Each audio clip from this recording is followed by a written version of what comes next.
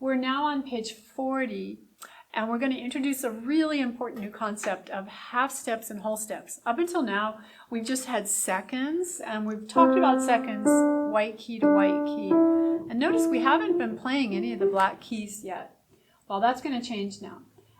We're going to talk about seconds in two ways. Some seconds can be a C to a D, white, white.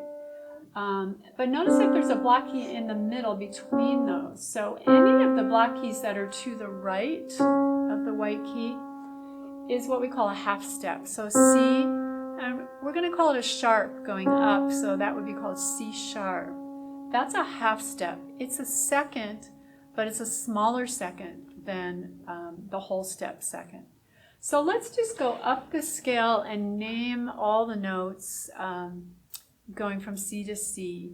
All right, so it would be C, C sharp, D, D sharp, E, F, and by the way, F can also be called E sharp in some instances. And then F, F sharp, G, G sharp, A sharp, B, and C. And C can also sometimes be called B sharp.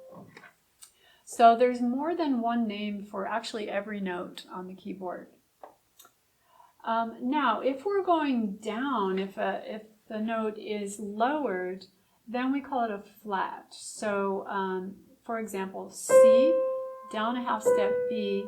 Now, if we're calling this some kind of a B, we would call it a B flat. And you can see the little sign. It looks like a little lowercase b, sort of pointy.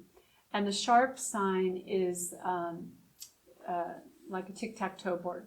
Okay, so let's go down the scale. C, B, B flat, A flat. You can use any fingering. G, G flat, F, E, and E can sometimes be called F flat, E flat, D, D flat, C.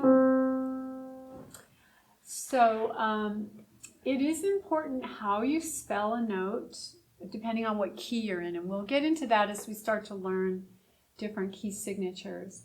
But now we're going to be able to play some of the black keys because you'll know how to spell them. So let's take a look at page 41. And here's how they look on the staff. C, C sharp, D, D sharp.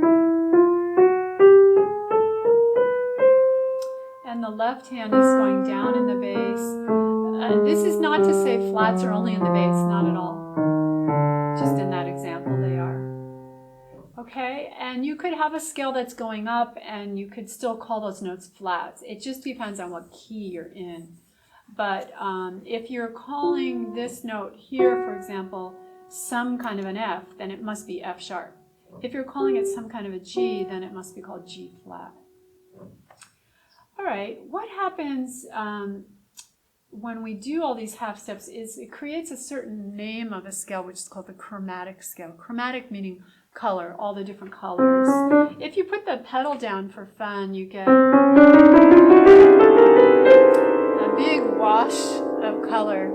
You get all the 12, there's 12 colors in the Western scale. So for fun now, we're also going to work out the whole tone scale, or a scale all made up of whole steps. So let's use both hands. You can just use your middle fingers, 3 fingers, and in the left hand go C, D, E. So C up a whole step to D, D up a whole step to E. Now what's E up a whole step? How about we call it F sharp, and then that up a whole step is G sharp, up a whole step from there is A sharp. Whole step from A sharp, we're back here, so let's just call it a C. You can use your pinky on that. So, and there's such a distinctive quality to the whole tone scale. We often hear it in movie music or cartoons. Just for fun, put your pedal down, the pedal on the right with your right foot, and leave it down while you play the whole scale.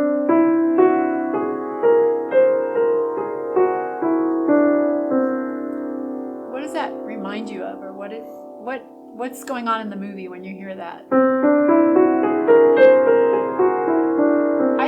like a dream sequence, or like in cartoons, somebody got hit in the head and you see stars and you hear the whole tone scale, or outer space. Because it's hard to have a key center when everything is equidistant, whole step away, it gives a mysterious quality. So that's kind of fun. You can do it over the whole,